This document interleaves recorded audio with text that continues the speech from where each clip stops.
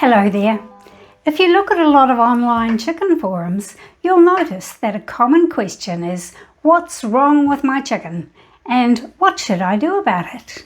I've noticed quite a few posts about sour crop and pendulous crop and crop impaction, so I thought it might be useful to do a video about those. In a recent video, I covered the basics about how a chicken's digestive system works. Do check that out if you're not familiar with the insides of a bird. It's quite different to our own digestive system because, of course, as I keep reminding myself, chickens are not mammals. So this video is about what can go wrong with that, in particular with the most noticeable part of her digestive system anatomy, her crop.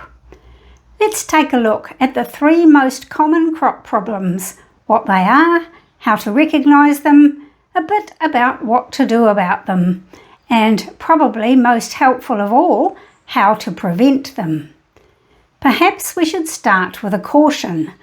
Don't rush into any kind of treatment until you know what is the problem, or indeed if there is any problem at all. If you're worried that your chicken might have a crop problem, the first thing to do is to take time to check her out. And for most of that, you don't need any fancy equipment or a medical degree, just to watch and feel. Is she active and lively or huddled in a corner? Is she eating normally or has she lost her usual appetite? Is she pooping and does her poop look normal? Can you feel her full crop after she's eaten a good meal? Is it firm or hard or soft or squishy? And when you feel that again in the morning after a night without eating, how different does it feel? Of course, in order to do this, you need to know what is normal. So I encourage you to watch and interact with your chickens frequently, not just when you think there's a problem. And again, another caution. When you're feeling your chicken's crop, be gentle. If you squeeze her crop too vigorously, you can squeeze the contents right back up into her mouth, and then it can go down her trachea into her lungs and choke her or cause aspiration pneumonia. So handle gently, please. And don't tip her upside down or try to make her vomit. Remember, she doesn't have an epiglottis. So now you know what's normal and you've thoroughly checked out your chicken. Is there a problem? If your chicken is not eating much but her crop feels full and it doesn't empty overnight, then she probably does have a crop problem. The 3 most common crop problems are impacted crop, pendulous crop, and sour crop. First, let's talk about an impacted crop, sometimes called crop binding. This is when whatever your chicken has eaten gets as far as her crop and then doesn't move along towards her stomach. It just stops in her crop. It's fairly easy to recognise because her crop feels full and hard. It might feel lumpy. It doesn't move around easily and it doesn't go down again after a night without food. Quite likely she won't be eating much. And she probably won't be pooping much either, but she might be drinking a lot. Eventually, she will appear weak and lethargic and generally unwell. A crop full of immovable contents can be caused by physical obstruction, diseases that affect her nervous system, or toxins. The most common cause is a physical obstruction. She ate something that just can't move along from her crop towards her stomach. A typical common culprit is long blades of grass or very tough grass fibres, especially when chickens are suddenly given access to a lot of grass, and especially small chickens like bantams. The long fibrous material gets tangled into a mass that is too big to pass along the esophagus. Chickens might also have eaten poorly digestible material such as newspaper, wood shavings or feathers, or other non-food items such as sand, string, plastic or solid foreign objects such as a bottle cap. Her crop can also become impacted with chicken feed if she eats too much at once after a period of no feed. A hungry chicken can fill her crop with dry feed and when she starts drinking water, the feed swells. Also, if she's eating food other than mash or pellets but has no access to insoluble grit, her gizzard may be unable to grind up whatever she's eating, and so it can back up into her crop. On the other hand, sometimes a chicken who is sick with an intestinal problem might eat an excessive amount of roughage or grit. This might explain why some chickens are found with a crop just full of sand. Diseases such as Marek's disease inhibit the natural contractions of her muscles, including the muscles in her digestive tract. The outcome is that her crop can't push the food along. Toxins such as organophosphates and lead also have an effect on nerve function, again preventing her crop muscles from contracting. If your chicken's impacted crop is not severe, she can be treated at home. You will usually need to isolate her from the rest of the flock, provide plenty of fresh, cool water, but keep her away from food for a few hours. Adding more to her blocked up crop will only make things worse. Providing insoluble grit might be helpful to help her break up the fibrous material if that's what she ate and is blocking up her gizzard. Gently massaging her crop might encourage the contents to move along, but remember that warning about squishing it back up into her throat. Some people suggest giving her a teaspoon of oil such as olive, mineral oil, or a small chunk of coconut oil. On its own, this is unlikely to break up the impaction, but it might add lubrication that helps with the massage. If she gets worse or doesn't improve after a day or two, she probably needs veterinary expertise. The vet can flush her crop with water or, if necessary, surgically remove the impacted material.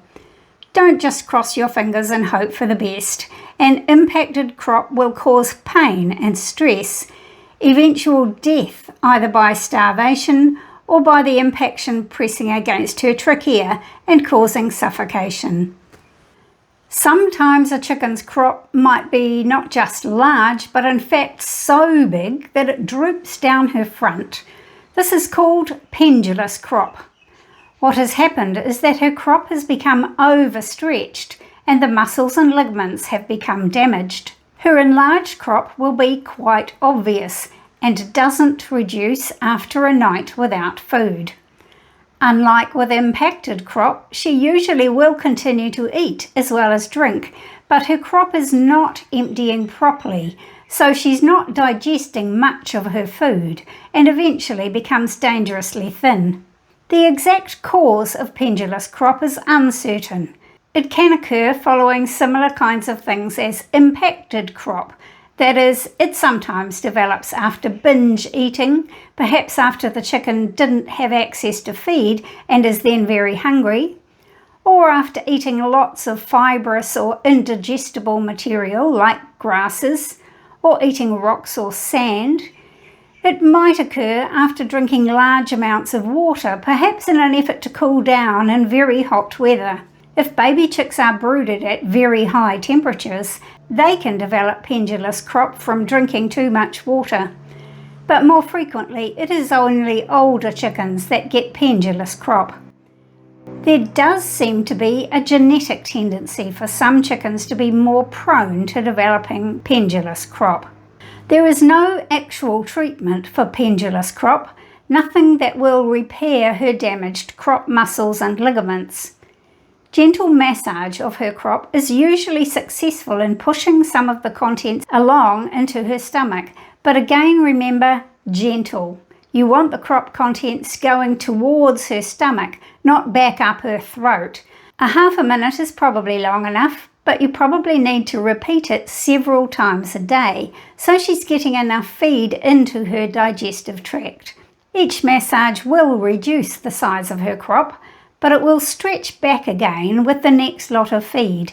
This is a long-term commitment to getting nutrition into your chicken. A crop bra or crop support can be used to compress her crop to a smaller size and into a better position, which allows some feed to empty into her stomach. The idea is to apply gentle pressure to her crop, replacing the lift of her crop muscles.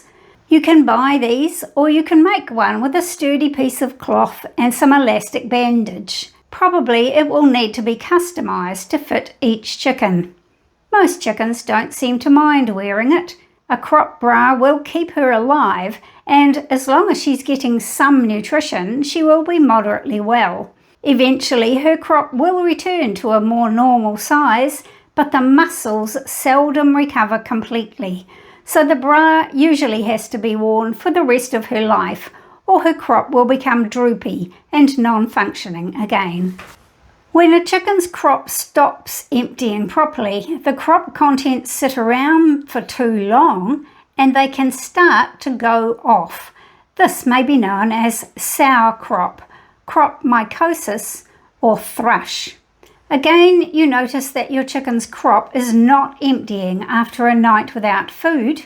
It will probably feel soft and squishy rather than hard, and it might gurgle with liquid when you feel it. Most distinctively, you can smell the sour smell coming up from her crop. The chicken will probably seem obviously unwell, lacking in energy, standing in one place, hunched up with ruffled feathers and so on. She might have diarrhea. She will probably eat less, and she might flick her head occasionally. The primary cause is usually a growth of a yeast called Candida albicans in the contents of her crop. Sour crop is usually a complication of some other crop problem, such as pendulous or impacted crop.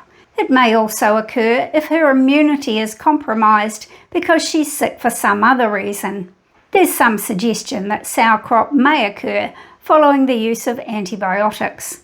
Sour crop might also be the result of eating damp, spoiled or mouldy feed, or drinking slimy or unclean water, including from watering systems that are not cleaned effectively. Chickens don't catch sour crop from each other. If you have several chickens who are suffering from sour crop, it will be because they're all being affected by the same conditions. Since sour crop is also usually an impacted or pendulous crop, you need to treat both conditions. The primary treatment is an antifungal to kill the yeast. There are several options. You should consult a vet about dosage and administration. Occasionally, sour crop may be caused by parasites such as nematodes or protozoa. Your vet should identify the cause and so determine what would be the effective treatment. If the case is very mild and your chicken is otherwise healthy, she might be able to clear it herself with some help from either iodine or vinegar in her water supply. You might have noticed that I haven't said very much about how to treat crop problems, apart from providing fresh, clean water and maybe a gentle crop massage. That's partly because I've never had a chicken with crop problems, and so I feel unqualified to say very much, and partly because you're not going to be able to do very much without guidance from a vet. But what I can say is that it's much better to prevent crop problems than to try to treat them. And prevention is actually quite straightforward. Avoid letting your chickens eat the kind of things that can get tangled and matted in her crop. Long strands of grass can be a problem because she can't bite them into short lengths. Letting her peck at long grass that's growing is fine because she'll peck off short pieces, but don't scythe off long grass and put that in the chicken run. Avoid leaving any string, plastic or foreign objects around for curious chickens to try.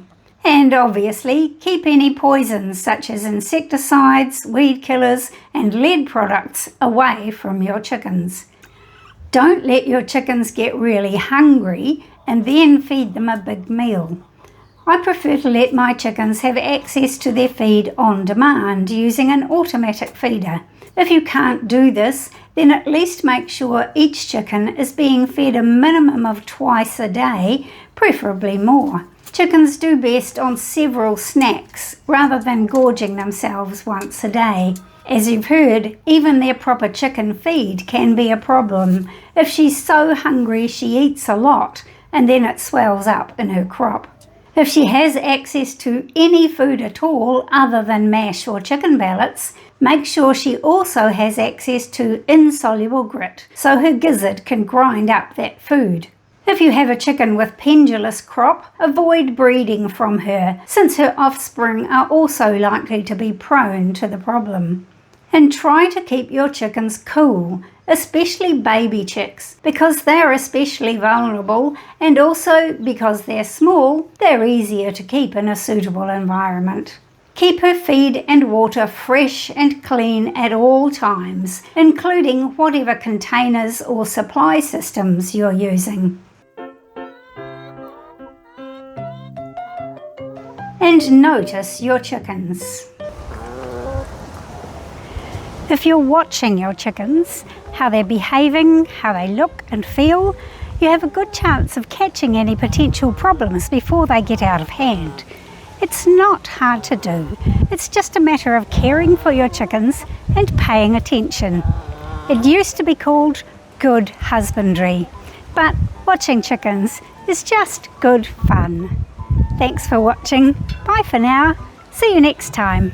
I'm going to watch some chickens.